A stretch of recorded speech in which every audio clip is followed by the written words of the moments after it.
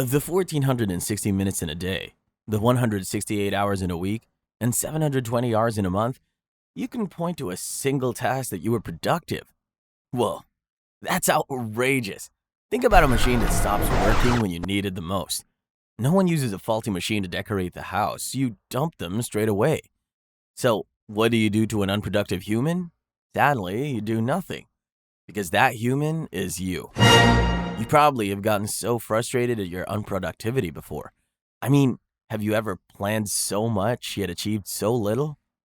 You ever wanted to complete a task yet you struggled and couldn't finish before the deadline?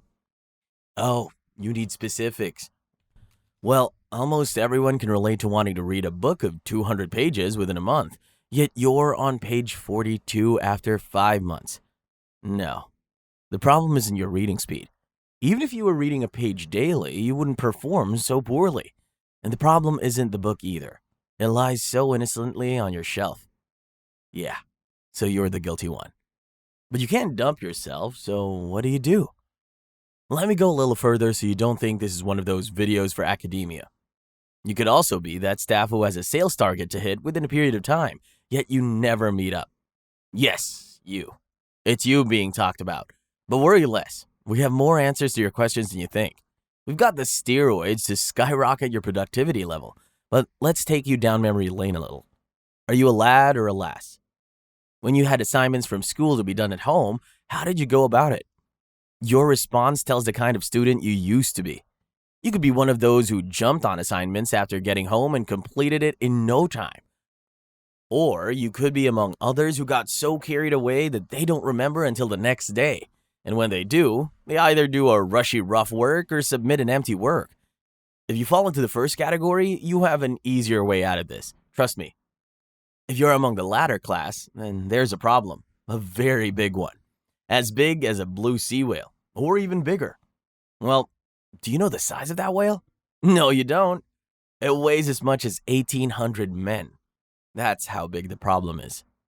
And what's the problem? It's that by unconsciously living that life as a kid, you've taught yourself to get used to not completing tasks. Oh, yes. Just imagine the lesson you learned as a kid. Those early years are your formative years, and you're like a city sewage in those years. You reject nothing. Your mind is so open that you can become anything you get used to. Oh, you remember Tarzan? Maybe some sort of fiction was in there, but he had experiences with animals as a kid, and he literally became one. Yeah, I know it wasn't always your fault. You may have had over-demanding parents who never gave you the luxury of time for assignments, or they had little or no regard for your academics.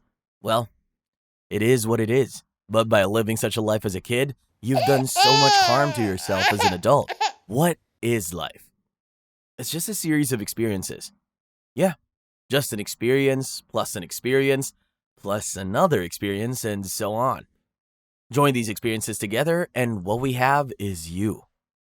Yeah, we have you and me. So even the little and inconsequential experiences matter. But hang on right there. Stay around until the end of the video, and I won't be giving you just the key to productivity. I'd also give you some extra tips on how to maximize it. You must have heard it before that nothing happens without a cause or a reason. If you haven't, there you have it. So part of the reasons you're unable to finish tasks as an adult is because you were never used to it as a kid. It became habitual for you to get assignments and abandon them. Get them and leave them halfway. Get them and wait until the last minutes before attempting them. A kid who never finished tasks would eventually become an adult who never meets targets. You'd learn so much from that famous book by Charles Duhigg, The Power of Habits. Remember, the problem is the size of a blue sea whale? Its size can be deflated right here. But I do you some more favor. I give you a drop from that vast ocean of that book. Yeah, just a drop. The book teaches that by completing tasks and hitting your goals, you strengthen your willpower and can easily make a habit of them. Hence, while some made it a habit to complete tasks, others made it a habit to abandon them. A large part of why we are unproductive can be traced back to our formative years. If for some reasons you've mastered the wrong habits, there's still a way out of unproductivity. That's why we're here, to always help you out.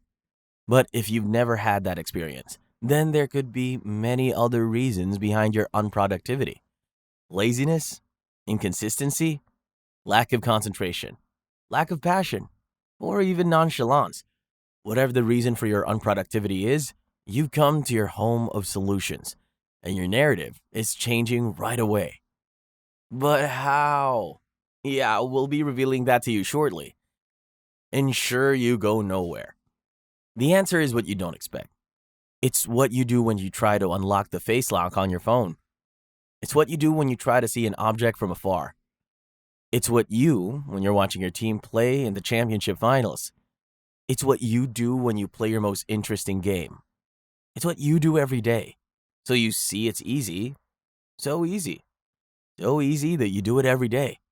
But if you do it every day, why are you still unproductive? Well, that's because you do it for the wrong things. You do it for those things that don't matter. And when it comes to what matters, you forget it. And what's that easy thing we can't do for important tasks, but we do for insignificant words? It's focus. Wow. Yeah, that's your key to productivity. You wonder why it's your key? Well, that's because research says that the average office worker is always distracted every 3 minutes. Yes, but that's not all. It can take up to 25 minutes just to regain focus after being distracted. This happens because of a mind-blowing fact you thought was a myth, and it is that your brain can only focus on one thing at a time.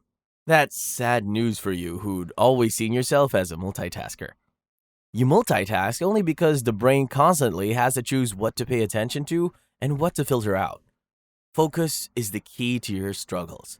It's what can end your months of unproductivity and launch you into super productivity.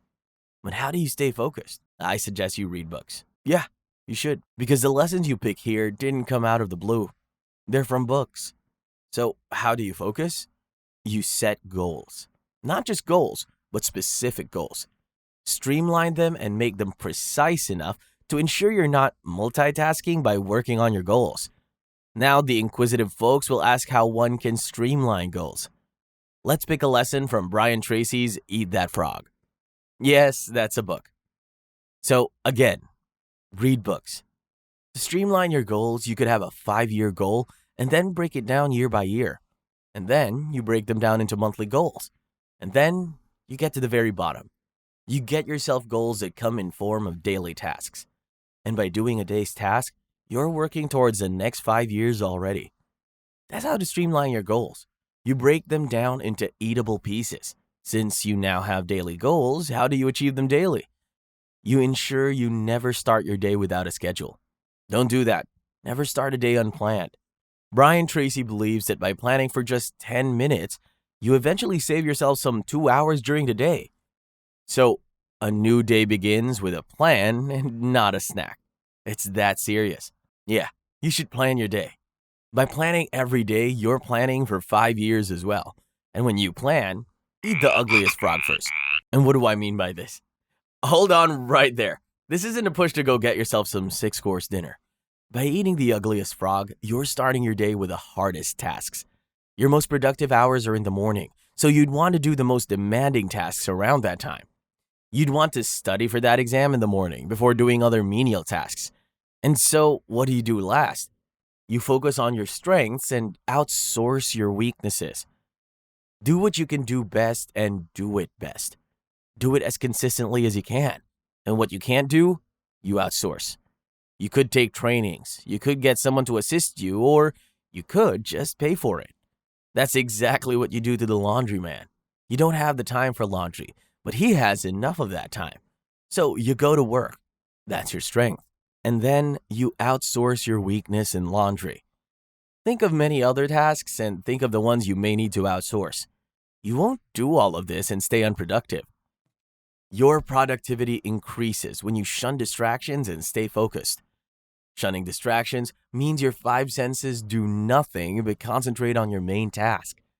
Surprisingly, Thomas Edison saw his deafness as an asset, and that was because it helped him work with less distractions. Don't make the mistake of thinking distractions and work can coexist. There are mental and psychological distractions, and there are physical ones too.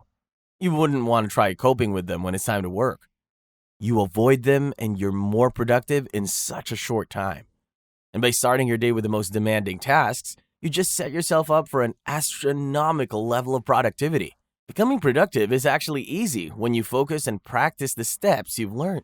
A 10 times increase in productivity is possible with these. And I wish you a happy new season of productivity. Now, I've made my efforts without distractions, and it's your turn to make me productive. Kindly hit that like and subscribe button and check out our other top videos to get more tips and lessons. And most importantly, turn on notifications to keep getting quality content like this from us. Until next time, peace out.